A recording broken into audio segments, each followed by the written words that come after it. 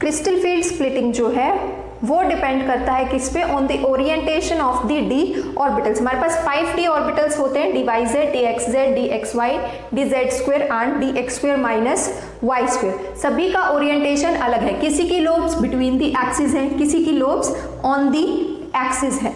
तो किस केस में रिपल्शन ज्यादा होगा और उसकी एनर्जी ज्यादा होगी, या किस केस में रिपल्शन कम होगा और उसकी एनर्जी भी कम होगी, ये डिपेंड करेगा किस पे, on the shape of the d orbitals. तो पहले हम देखेंगे shape d Y z, x z और डी एक्स वाई की। तो इनकी लोब्स कहाँ पे प्रेजेंट होती है? The lobes are present between the axis. अब वाई जेड की लोब किसके बीच में लाई करेगी? In between y and z axis. तो वाई एक्सिस हमारी ये है, जेड एक्सिस ये है, इन दोनों के बीच में जो हमारी लोब्स लाई करेंगी वो ऑर्बिटल हमारा क्या बन जाएगा? D Y z. अगर डी एक्स जेड है तो उसकी लोब्स लाई करेंगे किसके बीच में? Between x axis and z axis. अब जेड एक्सिस कौन सी है? ये।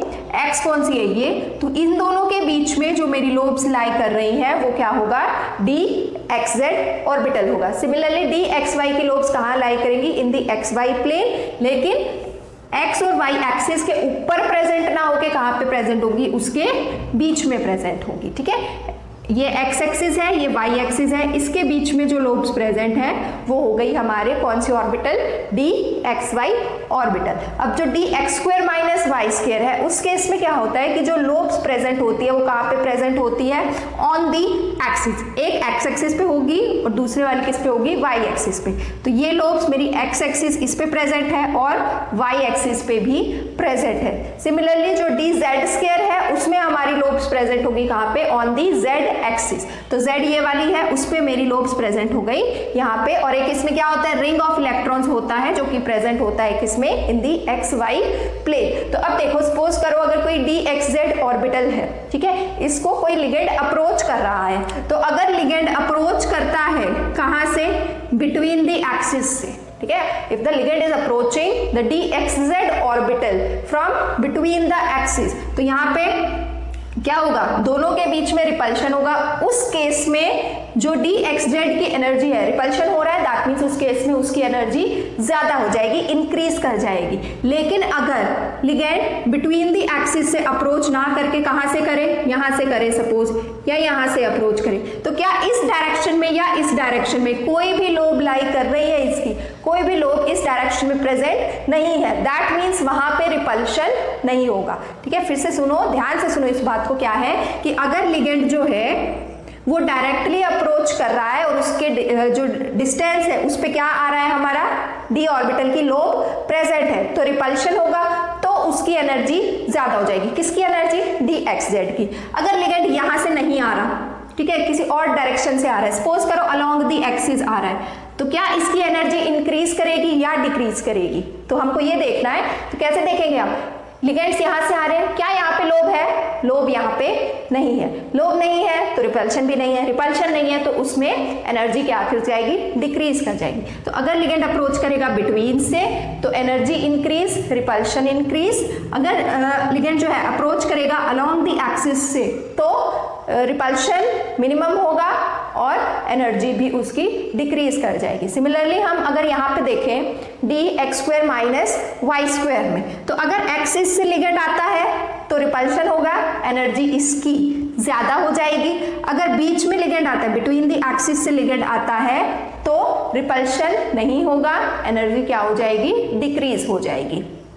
Next we will see crystal field splitting in octahedral complexes. तो ऑक्टाहेड्रल कॉम्प्लेक्सेस जो है उसका जनरल फॉर्मूला हम क्या लिख सकते हैं? Ml6। तो हमने यहाँ पे सेंट्रल मेटल ले लिया M और उस पर चार्ज मान लिया N पॉजिटिव। ठीक है, 1 पॉजिटिव, 2 पॉजिटिव, 3 पॉजिटिव, कुछ भी हो सकता है। हमने क्या ले लिया? M, उस पर चार्ज है N पॉजिटिव। तो इसको अगर हम 3 डायमेंशन में रिप्रेजेंट करें Ml6 को, तो कैसे रिप्रेजेंट कर सकते हैं कि इसके साथ जो 6 लिगेंड्स अटैच्ड है वो कहाँ पे प्रेजेंट है? They are present on the axis. ठीक है, ये है एक्सिस पे रिप्रेजेंटेशन किसका? Of the octahedral complex. के बीच में मेटल है और ये जो डॉट्स बनाए हुए हैं यहाँ पे, ये क्या रिप्रेजेंट कर रहे हैं? हमारे लिगेंड्स को रिप्रेजेंट कर रहे हैं। अब हम देखेंगे कि ऑक्टाहेड्रल कॉम्प्लेक्स में क्रिस्टल फील्ड स्प्लिटिंग कैसे होगा। अब हम ये देखेंगे कि ऑक्टाहेड्रल अप्रोच होगा जब लिगेंड्स का, तो किस डी ऑर्बिटल की एनर्जी तो इंक्रीज करेगी और किस डी ऑर्बिटल की एनर्जी डिक्रीज करेगी। ठीक है, तो हमारे पास ऑर्बिटल्स कौन कौन से थे, D x Y, D Y Z, D Z X, D Z square और D x square minus Y square. तो अब जो D x Y, Y Z और डी जेड एक्स है, इनकी लोब्स कहाँ पे प्रेजेंट थी, present in between the axis, और ये कहाँ पे प्रेजेंट थे, ऑन द एक्सिस। अब देखो लिगेंड इसमें कहाँ से आ रहा है, अलोंग द एक्सिस आ रहा है, तो वो ऑर्बिटल जिसकी lobes along the axis present है, मतलब जिसकी लोब्स एक्सिस के ऊपर प्रेजेंट है, उसमें क्या होगा, रिपल्शन होगा। ठीक है, उसमें क्या होगा, रिपल्शन होगा। रिपल्शन होगा तो उसकी एनर्जी क्या कर जाएगी, इंक्रीज कर जाएगी। अब देखो एक्सिस पे कौन प्रेजेंट है, ये तो बिटवीन में चले गए। ठीक है, एक्सिस पे किसकी लोब्स थी, डी जेड स्क्वायर की और D x square minus Y square की। वहां पे क्या होगा, ये मेटल के डी ऑर्बिटल की लोब है। ठीक है, लिगेंड आ रहा है अपना इलेक्ट्रॉन्स लेके, इन दोनों के बीच में क्या होगा, डायरेक्ट इंटरेक्शन की, डायरेक्ट टक्कर होगी। डायरेक्ट टक्कर होगी तो क्या होगा, रिपल्शन होगा। रिपल्शन होगा तो एनर्जी क्या करेगी, इंक्रीज करेगी। ठीक है, तो डी जेड स्क्वायर और D x square minus Y square दोनों की lobes are present on the axis, therefore repulsion will be more and their energy will increase. लेकिन जो D x Y, D Y Z और D Z x है, उनकी lobes कहाँ present है, इन between the axis. अब जो डी एक्स वाई है सपोज, वो कहाँ पे प्रेजेंट होगा, एक्स और वाई के बीच में, सपोज करो यहाँ प्रेजेंट है, एक्स और वाई के बीच में यहाँ पे प्रेजेंट है। तो क्या यहाँ से लिगेंड जो है वो अप्रोच कर रहा है, इधर से कोई भी लिगेंड अप्रोच नहीं कर रहा। तो जब लिगेंड अप्रोच नहीं करेगा तो वहां पे क्या होगा, रिपल्शन कम होगा। रिपल्शन कम होगा तो इनकी एनर्जी भी क्या होगी, वहां पे डिक्रीज कर जाएगी। Crystal field splitting in octahedral complexes को रिप्रेजेंट कैसे करेंगे हम, तो हमने पहले क्या लिया, ये हमने 5d ऑर्बिटल्स जो है मेटल आयन के, उसको रिप्रेजेंट किया है ऐसे। ठीक है, ये कौन सा मेटल आयन है, फ्री मेटल आयन है, मतलब उसके आसपास कोई भी लिगेंड नहीं है। कोई भी लिगेंड नहीं होता तो पांचों डी ऑर्बिटल्स जो है उनकी एनर्जी क्या होती है, सेम होती है। उन ऑर्बिटल्स को हम क्या बोलते हैं, degenerate orbitals. These are the 5 degenerate d orbitals of the free metal ion. फिर कौन सी फील्ड आई, स्फेरिकल फील्ड। स्फेरिकल फील्ड में क्या होता है कि जो लिगेंड्स हैं they are approaching from all directions but at equal distance. अब लिगेंड अप्रोच कर तो रहा है लेकिन इक्वल डिस्टेंस पे अप्रोच कर रहा है। ठीक है, तो क्या होगा, सारे जो ऑर्बिटल्स हैं they will face equal amount of repulsion from the ligands. उससे क्या होगा, रिपल्शन तो है तो इसीलिए एनर्जी तो क्या करेगी, इंक्रीज करेगी। अगर ऐसे हम बताएं कि एनर्जी इंक्रीज कर रही है तो मतलब एनर्जी तो डी ऑर्बिटल्स की इंक्रीज करेगी, लेकिन क्योंकि जो अप्रोच है वो इक्वल डिस्टेंस से है इसीलिए ये अभी स्प्लिट नहीं करेगी। ठीक है, इक्वल डिस्टेंस से अप्रोच है इसलिए इनकी एनर्जी तो इंक्रीज की, बट एनर्जी जो है सभी डी ऑर्बिटल्स में सेम रिपल्शन होगा, इसीलिए सभी की एनर्जी सेम लेवल तक इंक्रीज करेगी। अब नेक्स्ट क्या आया हमारा, ऑक्टाहेड्रल फील्ड। अब ऑक्टाहेड्रल फील्ड में हमने क्या देखा कि जो D x square minus Y square और डी जेड स्क्वायर ऑर्बिटल्स थे उनकी lobes were present on the axis.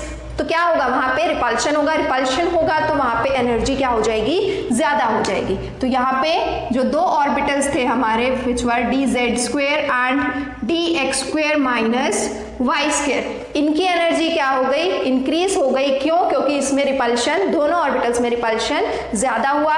और जो हमारे बाकी तीन ऑर्बिटल्स थे D x Y, D Y Z और डी ZX, इनकी एनर्जी डिक्रीज हो गई। क्यों, क्योंकि इसमें जो लोब्स थे they were present in between the axis, इसीलिए वहां पे रिपल्शन कम तो एनर्जी भी कम। ये जो फिनोमिना है यही है क्या हमारा क्रिस्टल फील्ड स्प्लिटिंग। क्या थी उसकी definition, the conversion of 5 degenerate d orbitals of the metal ion into different sets. ठीक है, डिफरेंट सेट्स यही है, 3 ये और 2 ये, दो सेट्स बन गए, different sets of orbitals having different energy. अब इसकी एनर्जी डिफरेंट है, इसकी एनर्जी इस लेवल पे, इसकी एनर्जी हाई है। ठीक है, कब, in the presence of electric field of ligands, that is known as crystal field splitting. अब ये जो ऑर्बिटल्स है, ये जो सेट बना है इसको हम बोलते हैं क्या, T2G सेट। ऊपर वाले को बोलते हैं हम क्या, Eg सेट। T मतलब क्या होता है ट्रिपली डीजेनरेट, E मतलब क्या होता है डबली डीजेनरेट। ट्रिपली डीजेनरेट मतलब डीजेनरेसी कितनी है